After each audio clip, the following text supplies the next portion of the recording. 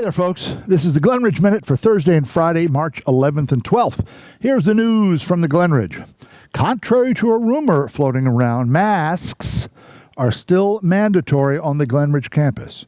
If everything continues to improve on the local and state COVID scene, then on April 5th, masks will become optional for all members. But right now, for all members, they are still mandatory. And after April 5th, masks will still be mandatory for team members, employees, and all guests. So if you have friends or family coming to visit, they will have to wear a mask in all common areas, dining rooms, thistle stop, kilty, etc.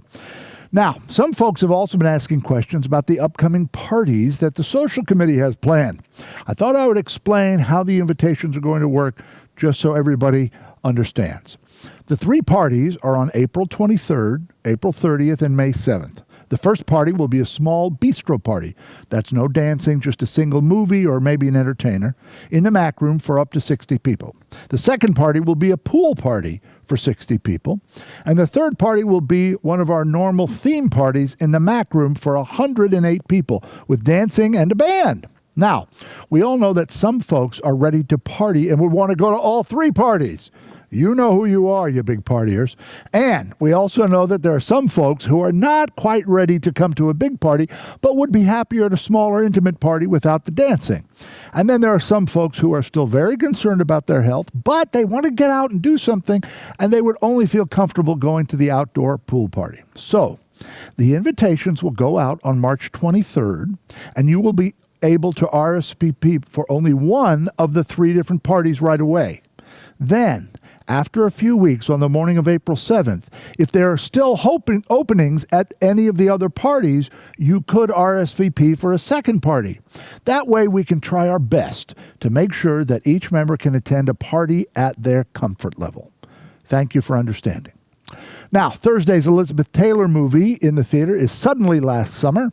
Saturday's comedy relief movie will be The Naked Gun. And Sunday's movie is Topsy Turvy, a movie all about the Gilbert and Sullivan writing team. The birthdays this week include Barbara Blanchard, Marjorie Cook, Bill Cutler, Josephine DeFeo, Diana Guzzo, Joan Newberry, Jim Ricards, Alan Grindle, Chris Jane, Nina Jonker, Robert Heisey, Virginia Pomeroy, Beth Ray, Bryna Watkins, and Jenny Wood. Happy birthday, everyone. This Friday at 1 p.m., join us for a very special birthday. Our good friend and longtime Glenridge member, Sid Wash, will be joining us for a celebration of his 100th birthday. That's 1 p.m., Friday, March 12th, in the Thistle Stop. Delicious birthday cake is on the menu. Linda in Member Life has been baking all week long to get ready for this special occasion. Now, it is time for our Glenridge reopening plan interview.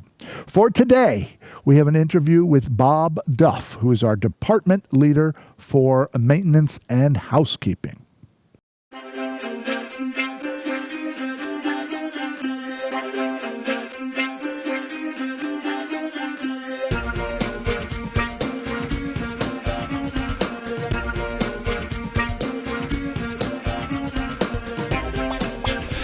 All right, everybody. Hi there. This is one of our interviews about reopening for the Glenridge Minute, and I'm here today with Bob Duff, who is our building services departmental leader, and he's going to give us some information about the two main departments that he's in charge of, which are housekeeping and maintenance. Here we go. Hey, Bob, great to have you with us. Thank you so much for taking time out of your busy, busy day. You're welcome. Thank you for having me here. Okay, so I know from talking to members that the biggest thing they want to know about is their housekeeping services. Now, first, give them a little background. Where are we right now, and then what's going to change, and when is it going to change? Currently, during the COVID pandemic, we've moved to bi-weekly. We were doing bi-weekly cleanings, and that was due to a lot of things. With shortage of staff, we had staff out with COVID, and our numbers of staff are down, so we had to move to every other week, double team, which shortened the time, gave us the ability to clean more people. So on April 5th, we're going to go back to weekly cleaning like it was before we switched to double. Oh, that's great. I know our members are going to really, Yes. really like that. Now, is there time frame and things going to change around, and is that going to get communicated to them? Yes, any time changes that will occur to any member, we will contact them and let them know. We're going to try to maximize our force that we have because, Ben, currently we are short-staffed still. We are Human Resources is doing a great job. We're trying to get new staff members in, but it's a 2-week process to get them hired. Then we have to train them. So on the 5th, we're going to open that week with doing weekly cleaning. So what we're trying to do is maximize staff's time by they'll stay on one floor instead of moving floor to floor up and down, and that'll help us get more people clean until we get staff. Now our goal would be to continue with a double cleaning weekly. Wow. That is a goal that we have because we felt a lot of people enjoyed it, they liked it, and the staff enjoyed the camaraderie together, and we seem to get more done, and we can do more for our residents at that time. So. That makes a lot of sense. Sure does. Super, super, super. So they will still be able to have a specific day and a specific time for their service, right? Correct, yes. And I would say right now, whatever your day and time was before, it's probably going to stay at that. Any changes, we will communicate that. It's going to be very key that we communicate changes. Now, we do have a lot of people that want a specific time and date that will call us. We will make every effort to make that happen, but in order to maximize the force, we're going to have to do it in a certain order. So there will be some changes. We'll let you know if you have a change. And I've seen that. I've seen hanging around here. I've seen a girl who was up on the 3rd floor in the East Wing, and then 5 minutes later she's supposed to be on the 1st floor in the West Wing, and then the next one is in the Oak Building. I mean, it doesn't make sense. Exactly. If we can keep them all in the area, it's going to be so much better. Totally. And I think our members will understand that. I think so, yes. And of course, PPE, that personal protective equipment. Yes, Ben. All the staff will wear their mask and they have their gloves. Any PPE they've been using, they will be required to continue. Great. All right. I know there's still a few people who work with some laundry service, and that'll continue as it is. Yes, laundry service hasn't been interrupted to continue as normal. Okay. Now, so let's move on to maintenance. Talk to me about maintenance. Well, surprisingly enough, maintenance was really kind of not affected during the pandemic. We still continued with our normal work orders that call with things down. We continue with the preventive maintenance, and we will continue right along we have. Also with them, they will be wearing their PPE as required in the common areas and in members' homes. Right, and I know that while on April 5th, assuming everything goes according to plan, the members will not be required to wear their mask. For members, it'll be mask optional. But employees, you and I and all of the staff, will still be on masks until we get a little bit more guidance from the government about that kind of stuff. Yes. And since we're all involved in healthcare, we have to kind of go with that. So they're going to wear a mask in the home. The maintenance will continue to use PPE. Anything else? Any other information that you think the members should know? I will tell you this: we are really recruiting strong to get quality people in here for our members, and it's been difficult. The housekeepers, in particular, have been a shortage in the Sarasota County area. It's been tough, so everybody's buying for just a few that are available. And so we are working diligently and getting people in here and getting quality people. That's what we want. So great. Stay tuned. We should have some good people on board soon. All right. Well, Bob, thank you so much. I appreciate you taking time out of your guys' busy day. I know you have got a heck of a crew, and they do a wonderful job. And I know all of our members really, really appreciate that. Thank you, Ben. Okay, thank you. Bye-bye. Bye-bye.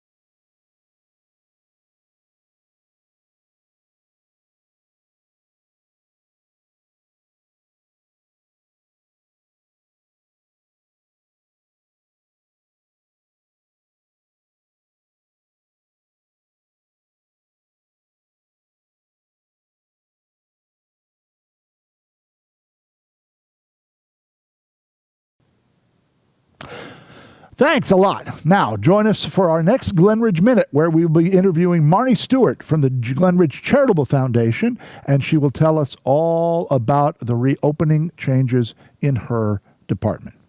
Please remember, it's up to all of us to get out of the house and flourish while keeping our campus as COVID-free as we possibly can.